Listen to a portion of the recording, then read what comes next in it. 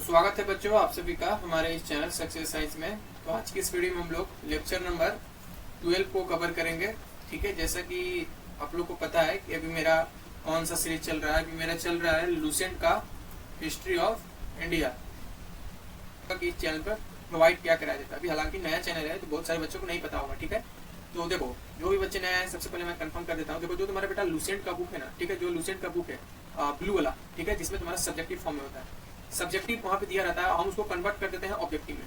ठीक है, कन्वर्ट कर देते हैं ऑब्जेक्टिव में, क्योंकि तुम्हारे एग्जाम में कहीं न कहीं ऑब्जेक्टिव पूछेगा। ठीक है, तो मेरे अकॉर्डिंग तुम लोग सब्जेक्टिव पढ़ो, बहुत अच्छा है। सब्जेक्टिव पहले खुद से पढ़ो, उसके बाद अपने से ऑब्जेक्टिव निकालने की कोशिश करो उसमें से, क्योंकि तुम्हारे एग्जाम में ऑब्जेक्टिव पूछने वाला है। सब्जेक्टिव वो जो आईएएस का तैयारी करता है उसमें लंबा लंबा आंसर लिखना होता है मेंस में, तो वो जो आईएएस का कर रहा है तो खैर ऑब्जेक्टिव और सब्जेक्टिव दोनों उसका सही है। लेकिन जो खासकर कंपटीशन में जो सब्जेक्टिव जो मतलब जिनका एग्जाम में ऑब्जेक्टिव फॉर्म में आने वाला बेटा, उनको तो ऑब्जेक्टिव ही चाहिए ना। तो मैं क्या करता हूँ यहाँ पे सब्जेक्टिव को ऑब्जेक्टिव में कन्वर्ट करता हूँ। सेम वही तुम्हारा क्वेश्चन रहता है। लुसेंट से एक भी क्वेश्चन बाहर नहीं देता, बल्कि लुसेंट से एक दो क्वेश्चन और एक्स्ट्रा ऐड कर देता हूँ उसमें, जो भी मेरे को यहाँ पे लगता है यहाँ पे पिकअप करके यहाँ पे डाल देता हूँ। तो बेटा जो भी बच्चे नए होंगे समझ गए होंगे, लुसेंट का आपको यहाँ पे रिफॉर्म तरीके से यहाँ पे सब्जेक्टिव से ऑब्जेक्टिव बनाया जाता है खुद से पढ़ के। मेरी तुम लोग विश्वास मानना, तो पहले खुद से पढ़ना। ठीक है, जितना हो सके अपने से पढ़ो, उसके बाद ही मेरे इस वीडियो को देखो। ठीक है, तो बेटा आज की लेक्चर को बिना किसी देरी की स्टार्ट करते हैं। सक्सेस साइंस के इस लेक्चर में आप सभी का स्वागत है।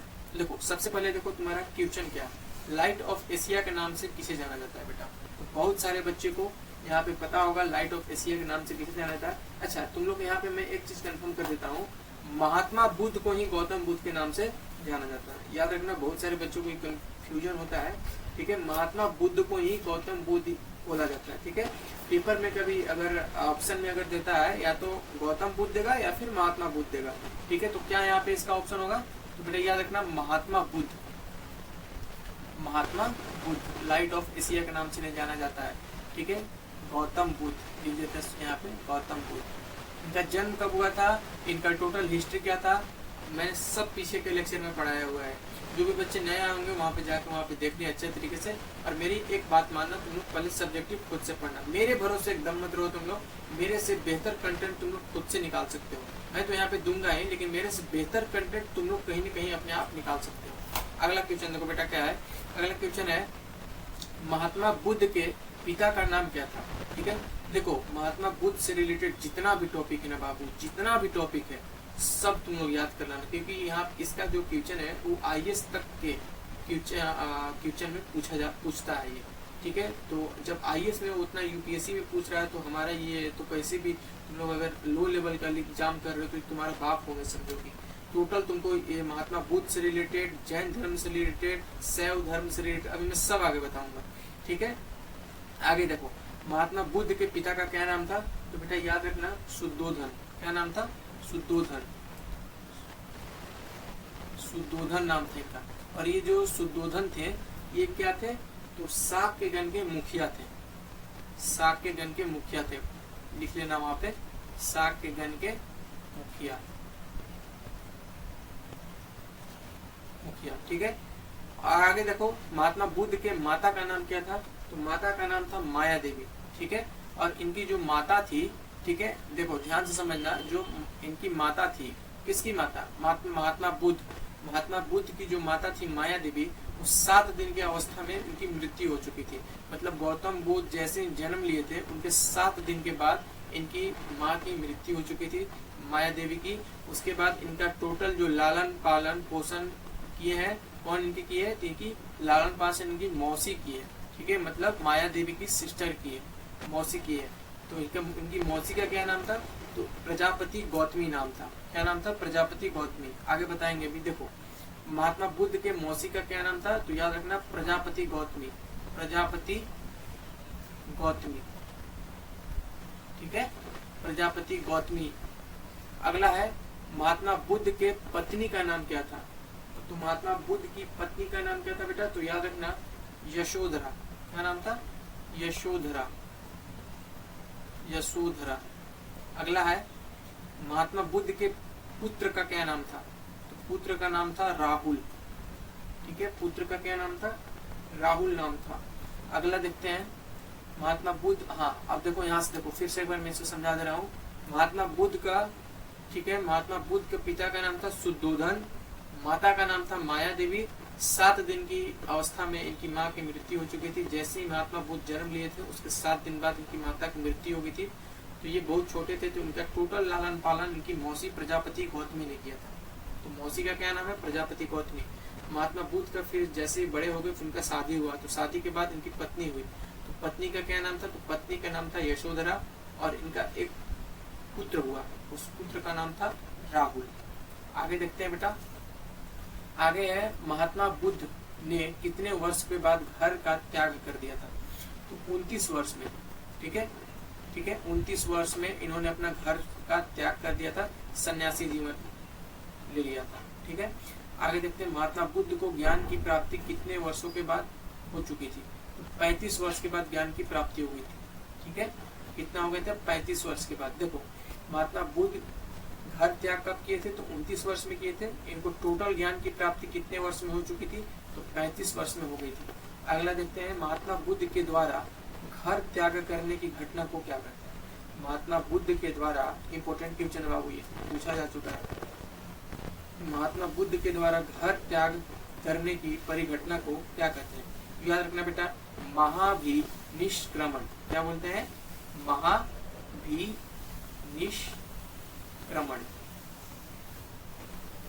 महाभिनिष्क्रमण क्या बोलते हैं? महाभिनिष्क्रमण। क्या बोलते हैं? महाभिनिष्क्रमण। आगे देखते हैं। अगला है महात्मा बुद्ध किस नदी के किनारे बैठकर तपस्या करते थे? तो याद रखना बेटा, महात्मा बुद्ध निरंजना नदी के किनारे बैठकर तपस्या करते थे। कौन सा नदी? निरंजना नदी। ठीक है, और इसे इस नदी को और नाम से जाना जाता है कि क्या नाम से जाना जाता है? इसको फल्गु नदी इसको बोलते हैं। ठीक है, फल्गु नदी इसी को बोलते हैं, फल्गु नदी। ठीक है, और साल वृक्ष के नीचे बैठकर तपस्या करते थे। साल मतलब क्या होता है पता है? सखुआ। जो भी बच्चे गांव देहात से उनको पता होगा, सखुआ का दातवन भी होता है। ठीक है, दतवन मतलब गांव देहात में होता है। जैसे तुम अगर शहर से वीडियो देख रहे हो तो तुम दतवन के बारे में नहीं जाने होगे, लेकिन कभी भी अगर गांव कभी रिलेटिव में गए होगे, वहाँ पे जो पेड़ का डंठल होता है ना, कितना लोग उससे भी ब्रश करता है, तो उसी को वैसा ही एक है साल वृक्ष। ठीक है, जिसको सखुआ बोला जाता है गाँव देहात में, तो उसको वही सखुआ पेड़ के नीचे बैठकर तपस्या करते थे। ठीक है, आगे देखो महात्मा बुद्ध के गुरु का नाम क्या था? इंपोर्टेंट क्वेश्चन है बेटा, ये भी याद रखना। उनका गुरु का नाम था अलार कलाम। क्या था? अलार कलाम। उनका गुरु का नाम था अलार कलाम। इंपोर्टेंट ये भी। ठीक है, आगे देखो जैन धर्म का दूसरा नाम क्या है? यहाँ से जैन धर्म स्टार्ट होता है, मतलब सब मिक्स कर दें यहाँ पे। तो जैन धर्म का दूसरा नाम क्या है बेटा? तो याद रखना, जैन धर्म का तुम्हारा दूसरा नाम क्या है? श्वेतपट।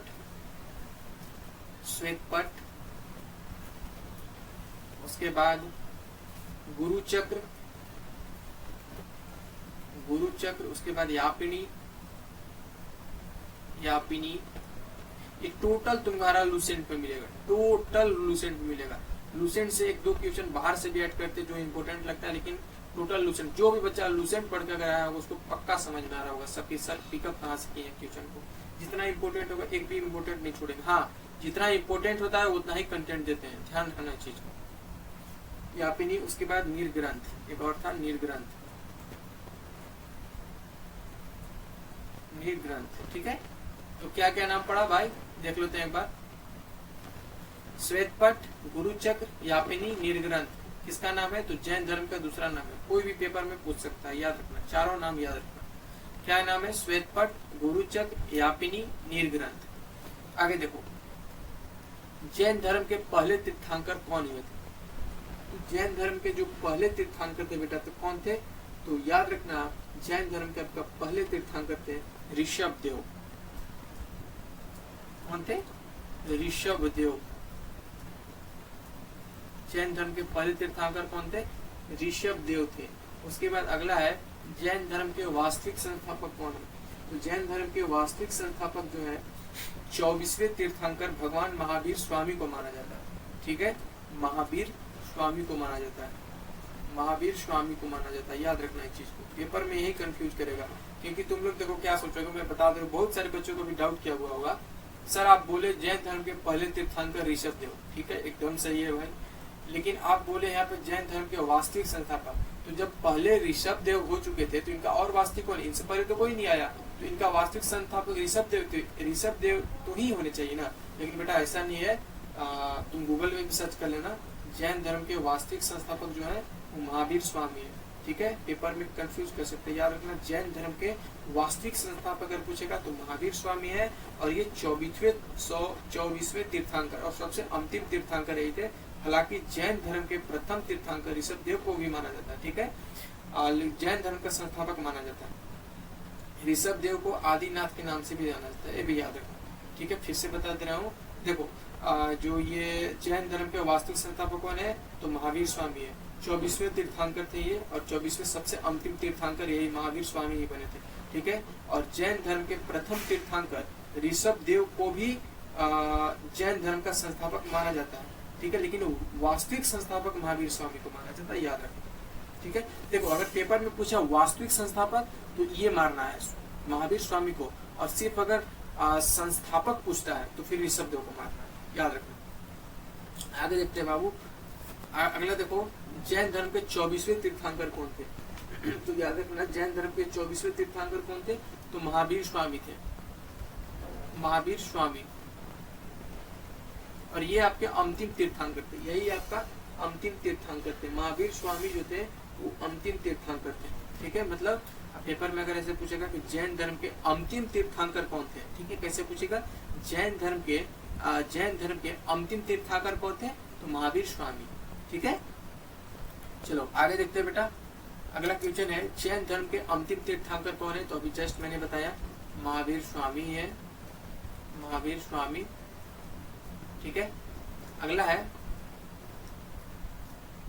एक मिनट अच्छा से लिख दीजिए, महावीर स्वामी। अगला है बेटा, जैन धर्म के तीसरे तीर्थंकर का क्या नाम था? तो जैन धर्म के तीसरे तीर्थंकर का क्या नाम था, तो याद रखना संभवनाथ था। क्या नाम था? संभवनाथ, संभवनाथ। और इनका प्रतीक चिन्ह अगर पूछा जाए तो क्या है, संभवनाथ जी का प्रतीक चिन्ह था घोड़ा। ठीक है, प्रतीक चिन्ह मतलब घोड़ा, मतलब जितने भी जैन धर्म के रहे हैं तीर्थंकर उनका एक अपना प्रतीक चिन्ह होता था। तो इनका क्या था, जो तीसरे तीर्थंकर थे तो ये थे संभवनाथ जी, और इनका प्रतीक चिन्ह था घोड़ा, याद रहेगा। और उसी तरीके से एक बार यहाँ मिस्टेक हो गया पेपर में, थोड़ा सा यहाँ पे क्वेश्चन ऐड करना भूल रहे हैं, तो याद रखना दूसरा तीर्थंकर कौन थे, तो यहाँ पे नोट करके लिख लो। तो दूसरा तीर्थंकर थे बेटा अजीतनाथ,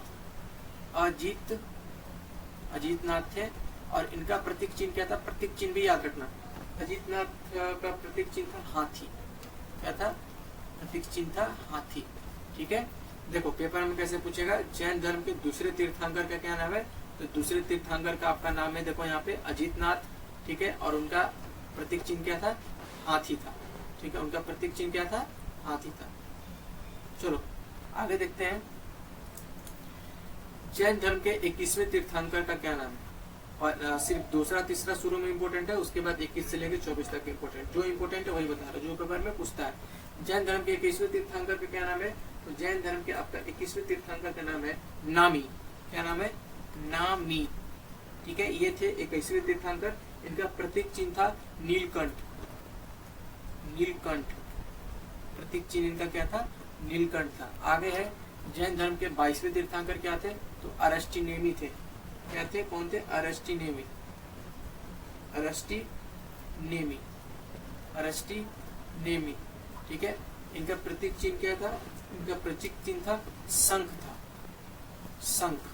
ठीक है, उसी तरीके से जैन धर्म के 23वें तीर्थंकर कौन थे, तो 23वां तीर्थंकर था पार्श्वनाथ, पार्श्वनाथ। 23वें तीर्थंकर आपका थे पार्श्वनाथ, और इनका प्रतीक चिन्ह क्या था, इनका प्रतीक चिन्ह था सांप। ठीक है, उसके बाद देखो ये तुम्हारा जो महावीर स्वामी जी थे, ठीक है, यहाँ पे थोड़ा याद रखना, जो महावीर स्वामी थे इनका प्रतीक चिन्ह क्या था बेटा, तो महावीर स्वामी का जो आपका प्रतीक चिन्ह था वो सिंह था, याद रखना, सिंह, शेर, सिंह था। ठीक है, आगे देखते हैं। अगला क्वेश्चन है, बौद्ध धर्म को कितने भागों में बांटा गया है, तो याद रखना बौद्ध धर्म को कितने भागों में बांटा गया बेटा, तो 2 भागों में बांटा गया। ठीक है, 2 भागों में। कौन कौन से 2 भागों में? महायान, महायान और आपका दूसरा हो गया हीनयान। देखो बेटा, मैं तुम लोग से एक रिक्वेस्ट करता हूँ, प्लीज़ वीडियो को शेयर किया करो अपने दोस्तों के साथ, ठीक है। अभी मैं यूट्यूब पर नया नया आया हूँ, अभी मेरे को सब्सक्राइबर की ज़रूरत है, ठीक है। तो अपना हक समझ के एक सब्सक्राइबर कर दिया करो यार तुम लोग, बहुत बड़ी मोटिवेशन मेरे लिए बनती है। पता है, जब हम अपना यूट्यूब का जो स्टूडियो खोलते हैं उसमें अगर एक सब्सक्राइबर अगर मेरे को सिर्फ बड़ा हुआ मिलता है ना, तो अंदर से इतना अच्छा लगता है ना, लगता है कि यार चलो कुछ तो हम कर रहे हैं ना।